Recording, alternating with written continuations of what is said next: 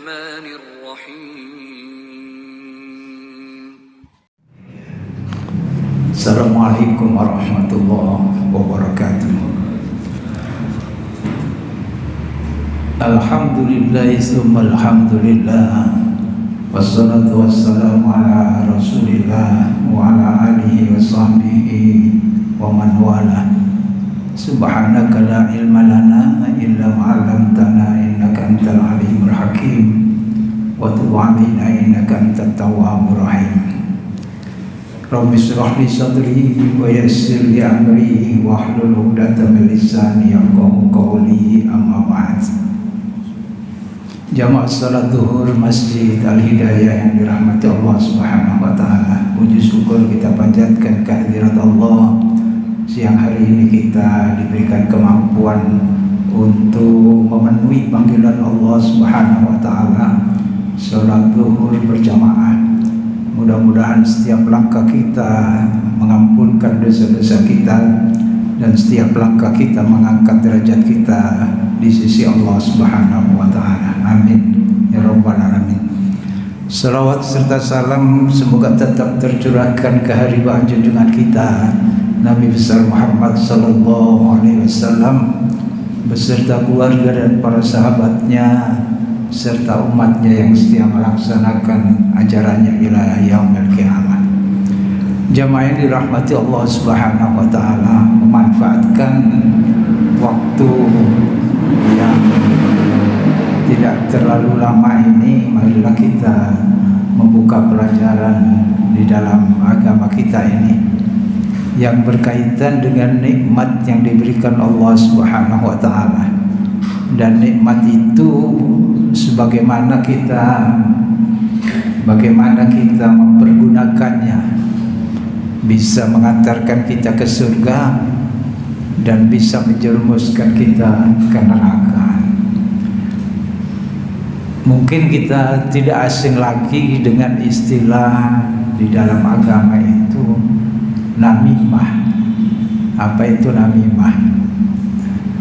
Itu yang berkait dengan nikmat lisan kita.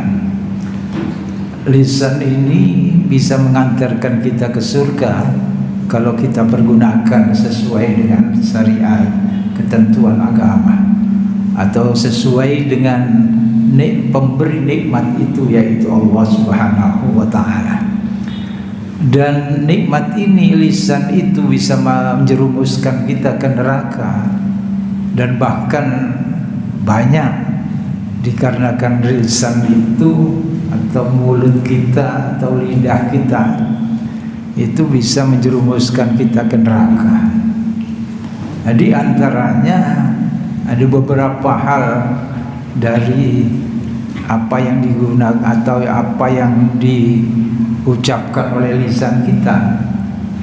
Ada yang disebut dengan ghibah, ada yang disebut dengan fitnah, dan ada pula yang disebut dengan namimah. Dan hal-hal yang lain, bisa sumpah palsu dan lain sebagainya, dan merupakan dosa-dosa besar itu kalau kita lakukan.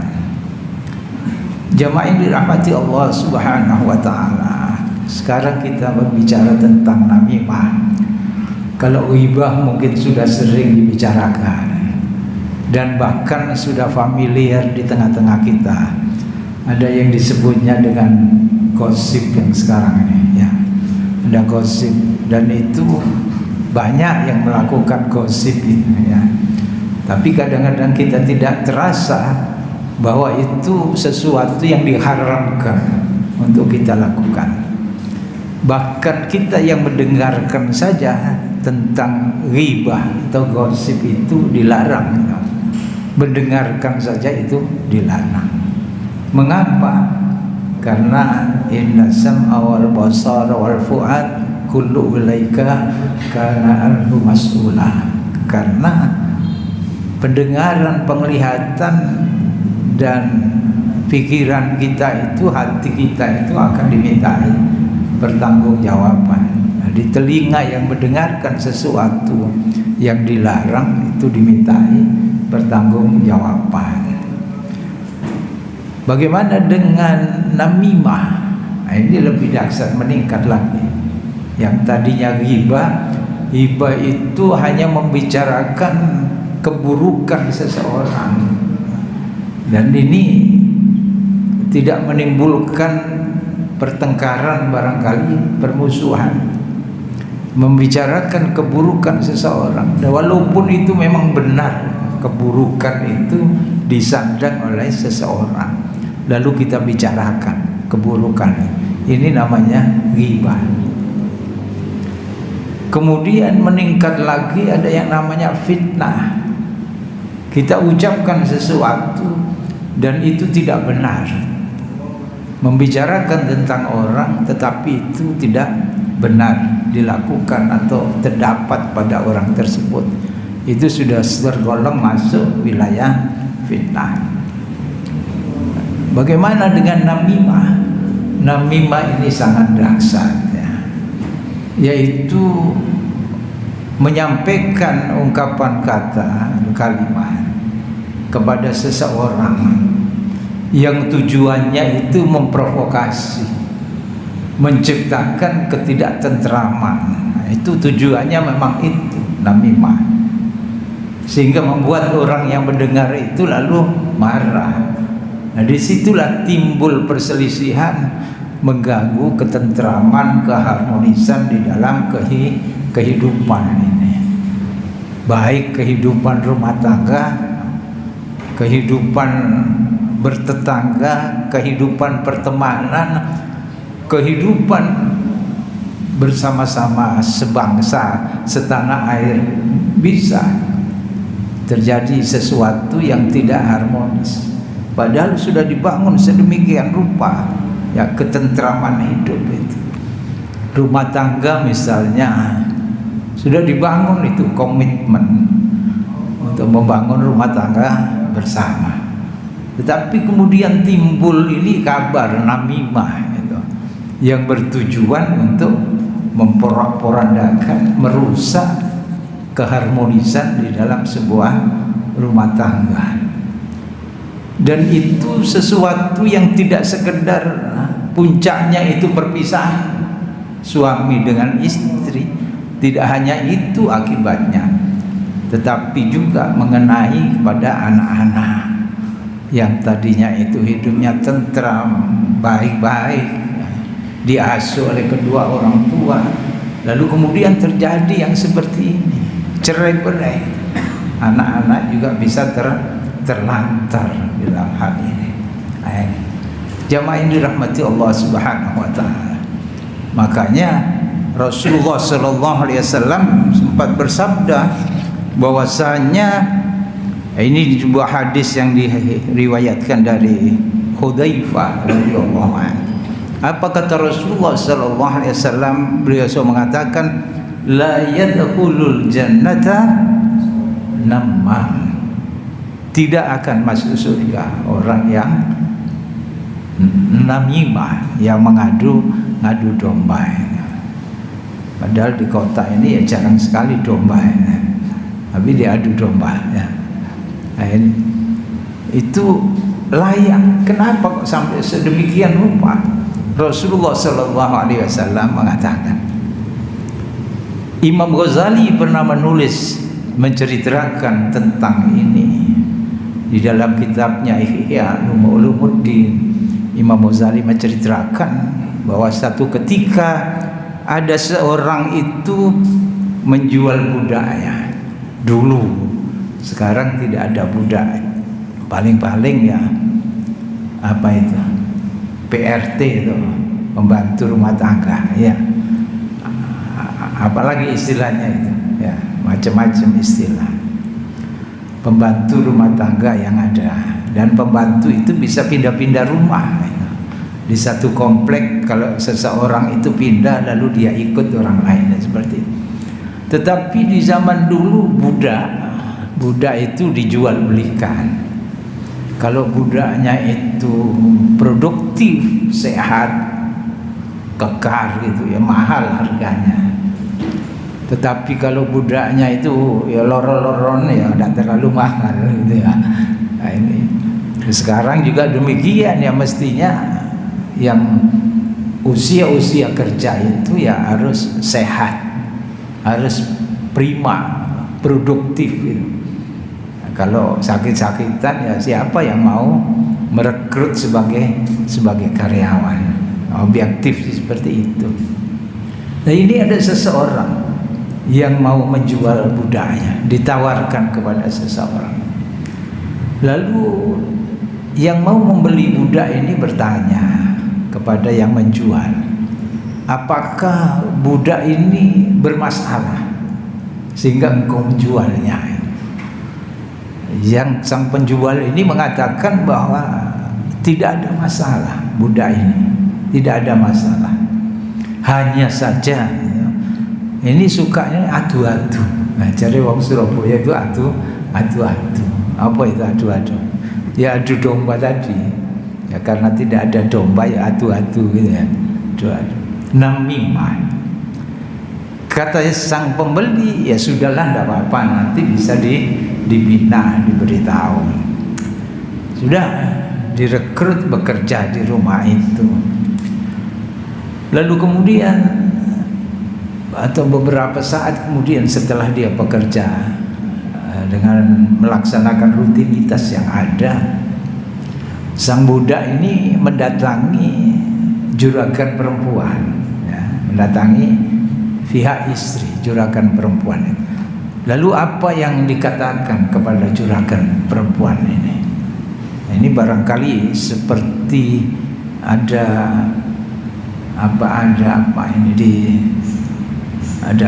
yang menyambar di siang hari, barangkali begitu. Diceritakan kepada juragan perempuan itu bahwa suamimu itu mau menikah lagi. Nah, ini tidak ada angin, tidak ada apa, dia sudah cerita begitu. Padahal tidak ada kebenaran seperti itu, bahwa suamimu itu berniat maulah kawin lagi. Coba ditanyakan ibu-ibu, kalau mendengar berita seperti itu, ya apa katanya? Ya, wah ini memerah semuanya nanti. Ya, mendidih itu hatinya pasti. Mendengar yang dicintai itu mau berbagi cinta, pasti membara. Di saat yang seperti itu, di dalam kondisi marah itu, lalu juragan perempuan itu mengatakan, lalu enaknya bagaimana? Tanya kepada budaknya, konsultasi kepada budaknya. Lalu sang budak mengatakan, begini saja, supaya suamimu tidak jadi menikah lagi dan tetap sayang kepadamu, ambil itu sehelai rambut suamimu itu, ambil nanti bisa di saat suamimu tidur. Betul, oh begitu ya, nanti saya yang bertanggung jawab, saya akan berikan jampi-jampi itu, kata budaknya, supaya tidak jadi menikah lagi. Lah, mendengar yang seperti itu, sang juragan perempuan pasti, wah, ini satu jalan yang bisa ditempuh. Betul, itu akan dilaksanakan. Lalu sang budak ini tidak hanya mendekati juragan perempuan, tapi sang budak ini juga mendatangi juragan laki-laki. Ini yang ditulis oleh Imam Ghazali di dalam Ihya Ulumuddin. Kepada juragan laki-laki ini sang budak mengatakan, wahai sang juragan, sampean sudah dengar berita bahwa istri jenengan itu punya pil. Nah, apa pil? Ya, punya pria idaman lain. Diam-diam dia punya laki-laki idaman lain. Wah, ini juga terbakar. Diceritakan begini begitu, akhirnya dia juga mengatakan, lalu bagaimana enaknya? Tanya juga ke budak. Begini juragan, bahkan kabarnya itu saya dengar-dengar istri jenengan itu rencananya mau membunuh jenengan itu. Wah, ini tidak main-main itu. Begini saja, mungkin membunuhnya itu di saat panjenengan itu tidur nantinya. Makanya tidak usah tidur, pura-pura saja tidur. Dan ketika akan dilakukan pembunuhan itu, panjenengan sudah mengetahui nantinya. Sudah dilaksanakan ini. Perencanaan dua kubu ini akan melaksanakan apa yang akan direncanakan, yang direncanakan tadi. Satu malam sang istri mendekati suami, ya tentunya dengan membawa apa itu gunting, apa itu pisau untuk memotong helai rambutnya itu. Didekati pelan-pelan suami yang sedang pura-pura tidur itu. Nah, karena dia sudah tahu bahwa istrinya itu punya rencana untuk membunuh, ketika dia mendekati, terbangun ini suaminya itu dan menangkap apa yang sedang dibawa oleh sang istri, lalu ditikamkan kepada istrinya sampai istrinya itu wafat. Nah, ini terjadi puncaknya seperti itu. Rumah tangga tidak sekedar bercerai, tapi sampai terjadi pembunuhan. Karena mendengar keluarganya ini, saudaranya atau perempuan dari keluarganya perempuan itu mendengar bahwa istrinya itu dibunuh, maka tidak terima ini keluarga dari juragan perempuan ini. Maka mendatangi rumah itu dengan marah-marah, dan akhirnya sang suami pun, juragan laki-laki juga dibunuh oleh keluarga dari si perempuan, sang istri ini. Akhirnya dua-duanya terbunuh. Karena juragan laki-laki terbunuh, keluarganya juga tidak terima. Maka bertempurlah itu dua kabilah itu, rame gitu kan, rame. Nah, ini yang dicontohkan oleh Imam Ghazali di dalam kitab itu untuk menjadi perhatian bagi kita betapa dahsyatnya akibat dari namimah itu. Maka pantaslah kalau seorang yang mengadu domba itu tidak bisa masuk surga. Mungkin di saat itu, atau mungkin tertunda dengan siksa di neraka. Karena namimah tidak termasuk mengkufurkan Allah, yang haram untuk masuk surga. Nah, itu tidak ada penjelasan yang lain. Tetapi hadis Rasulullah SAW bahwa orang yang melakukan namimah itu tidak masuk surga. Jamaah yang dirahmati Allah Subhanahu wa ta'ala, memang pesan Allah di dalam Al-Quran itu banyak ya. Sebagaimana Imam Nawawi juga mengatakan di dalam kitabnya, kitab Riyadhus Shalihin itu, bahwasanya orang-orang yang namimah di situ disebutkan hamazim masai binamim, suka mencela. Jadi orang yang biasa namimah itu ake omonge, biasanya begitu, dan suka mencela, dan sukanya itu ngeludus itu. Jadi orang Surabaya ngeludus. Ya, ngeludus untuk menebarkan ini namimah, adu domba. Jadi kalau ada orang yang terkena itu panah adu dombanya itu, ada kepuasan tersendiri di dalam hatinya itu. Ini penyakit ya. Adu domba itu juga bisa, atau namimah itu menjadi penyakit bagi seseorang. Neka adu domba itu ya kaleko gitu. Ada. Jadi sukanya ya keluyuran, hanya menebar untuk apa? Adu domba. Allah Subhanahu wa ta'ala mengingatkan di dalam Al-Quran, ma yalfidhu min qaulin illa ladaihi raqibun atid. Tidak satu kata pun yang keluar dari lisan kita itu melainkan dicatat oleh malaikat Allah Subhanahu wa taala. Allah mengemukakan hal ini supaya menjadi peringatan bagi kita ini. Ketika berucap, berbuat sesuatu itu berhati-hati. Ya. Ucapan saya itu menambah kebaikan atau sebaliknya bahwa menambah keburukan. Karena namimah itu sendiri tidak mesti salah ucapannya itu, tidak mesti berbohong.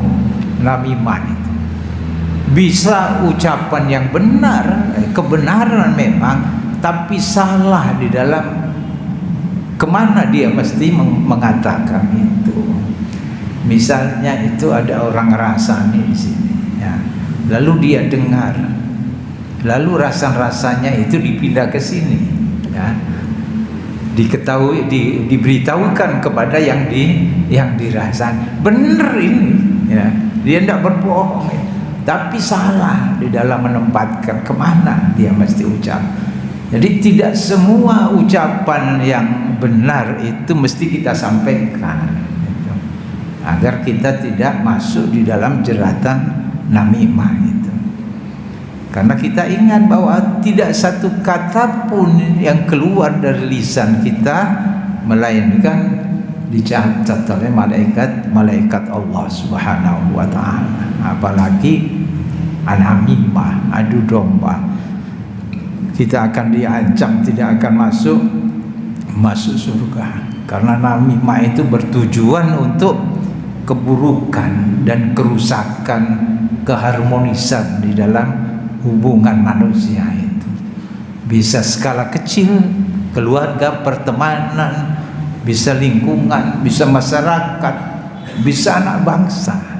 Itu karena namimah. Apalagi di zaman-zaman sekarang itu bukan sekedar ucapan sekarang, ya, tetapi juga berupa tulisan. Maka di sana ditumbuh suburkan ada yang namanya buzzer di media sosial itu. Tugasnya ya seperti itu.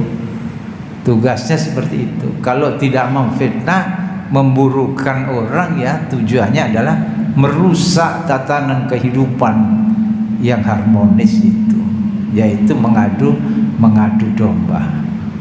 Ada video di sini digabung dengan video sini, jadi adu, seperti itu. Ini namimah. Dan itu laku sekarang. Yang pintar begitu itu dapat uang sekarang. Dan nanti di akhirat yang dapat apa kan jelas sudah tidak bisa masuk surga. Allah Subhanahu wa taala juga berpesan lagi untuk menguatkan ayat yang pertama tadi. Allah Subhanahu wa taala berfirman, wa kulli ibadi yaqulu allati hiya ahsan inna syaitana yanzagu bainahum inna syaitana kana lil insani aduwwan mubina. Kami sampaikan wahai Muhammad kepada hamba-hambaku itu, kalau bertutur kata, berucap, itu tutur kata yang baik, ya. Dipikir dulu, jangan asal jeplak jare wong saiki, ya.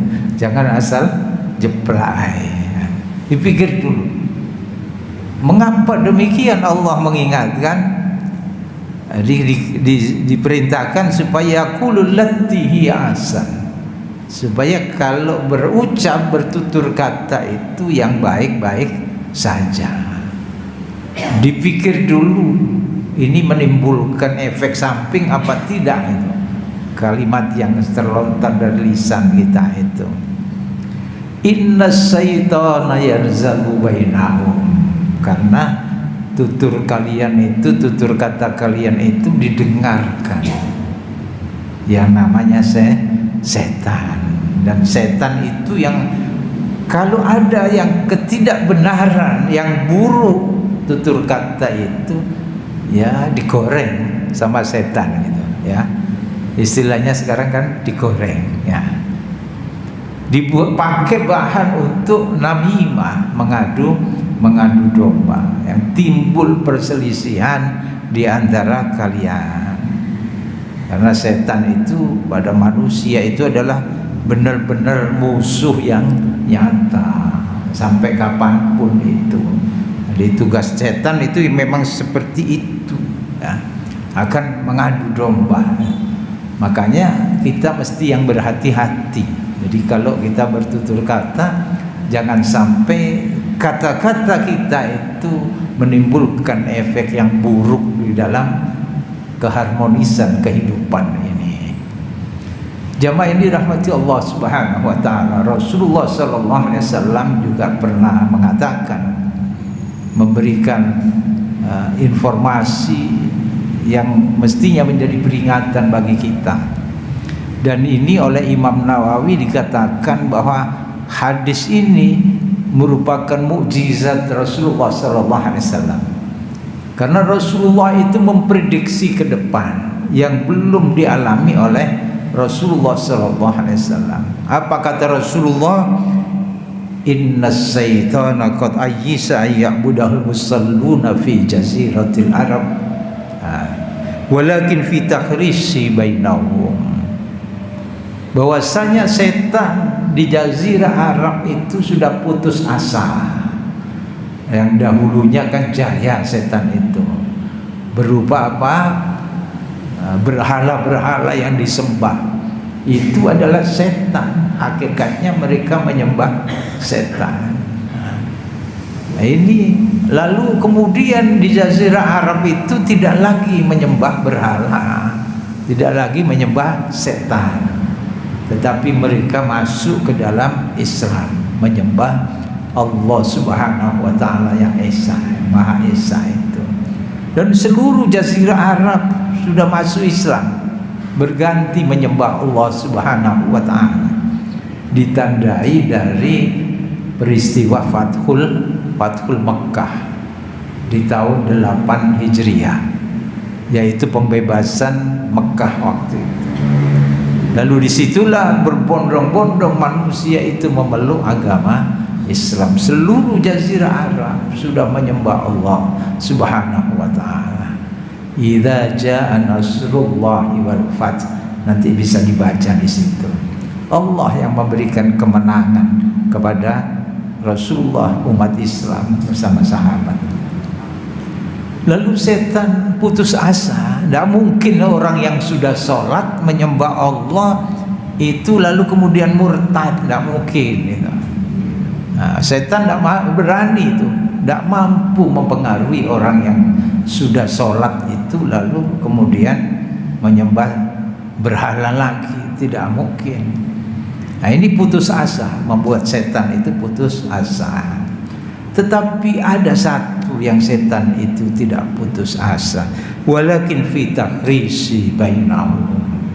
Tetapi setan tidak putus asa di dalam mengadu domba di antara kalian, orang-orang yang sudah menyembah Allah Subhanahu wa ta'ala. Setan tidak putus asa. Jadi sampai kapanpun di kalangan umat Islam yang menyembah Allah itu bisa dipengaruhi setan, bisa ditebarkan di situ namimah, diadu domba oleh setan-setan itu. Jadi kalau ada orang itu yang tugasnya mengadu domba, yaitu termasuk pasukannya setan, itu aja. Dan banyak sekarang ini orang-orang yang tugasnya hanya mengadu domba.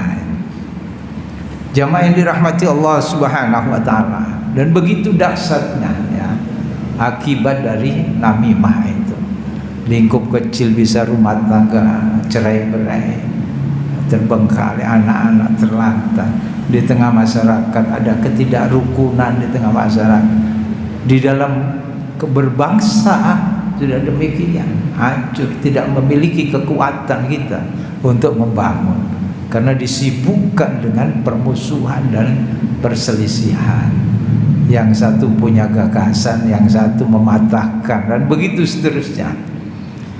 Sudah banyak contoh sebetulnya di Jazirah Arab dan sekitarnya itu sudah ditunjukkan oleh Allah dimulai dengan kehancuran Baghdad, Iraknya yang dihancurkan.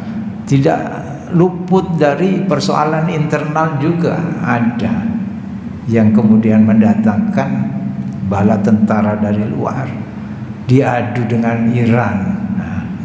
Awal-awal begitu, lalu menjalar ke bagian barat, yaitu di Afrika sebelah utara, di Mesir timbul kudeta dan lain-lain, pembunuhan pemimpin-pemimpin di Mesir. Lalu dengan terbunuhnya Gaddafi, yaitu yang tadinya negerinya itu mapan makmur, kemari Pak Rojenawi, ya, orang-orang pendidikan gratis banyak yang digratiskan karena sumber daya alam yang bisa menghidupi, tapi kemudian diacak-acak dengan adu domba yang seperti itu.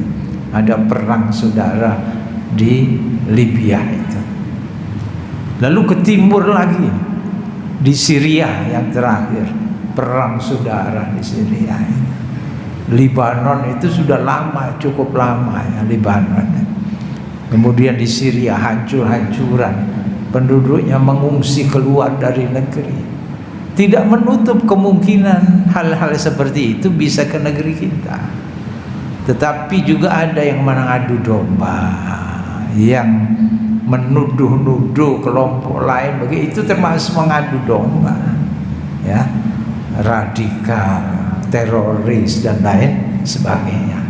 Mestinya tidak diungkapkan seperti itu kalau tujuannya itu membina, karena kita itu sama-sama warga negara.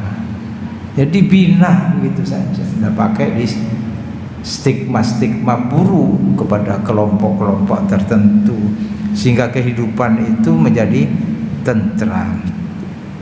Jamaah yang dirahmati Allah Subhanahu wa taala. Jadi pantaslah orang-orang yang berbuat namimah itu tidak dimasukkan ke surga oleh Allah Subhanahu wa taala, karena akibatnya yang begitu dahsyat yang ditimbulkan dari namimah itu. Jadi akibatnya begitu dahsyat. Karenanya kita berlindung kepada Allah, mudah-mudahan kita diselamatkan oleh Allah Subhanahu wa taala, mampu mempergunakan nikmat lisan ini, tidak berkata kecuali yang baik-baik saja, yang menimbulkan yang kemaslahatan bagi kehidupan manusia itu. Dan mudah-mudahan Allah Subhanahu wa taala mengampuni dosa-dosa kita manakala ada sesuatu ungkapan kata kita yang tidak kita sadari bisa tergolong ghibah, bisa tergolong namimah dan lain sebagainya. Mudah-mudahan doa-doa kita diijabah oleh Allah Subhanahu wa taala. Amin ya rabbal alamin.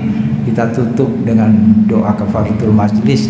Subhanakallahumma bihamdika asyhadu an la ilaha illa anta astaghfiruka wa atubu ilaik. Mohon maaf. Assalamualaikum warahmatullahi wabarakatuh.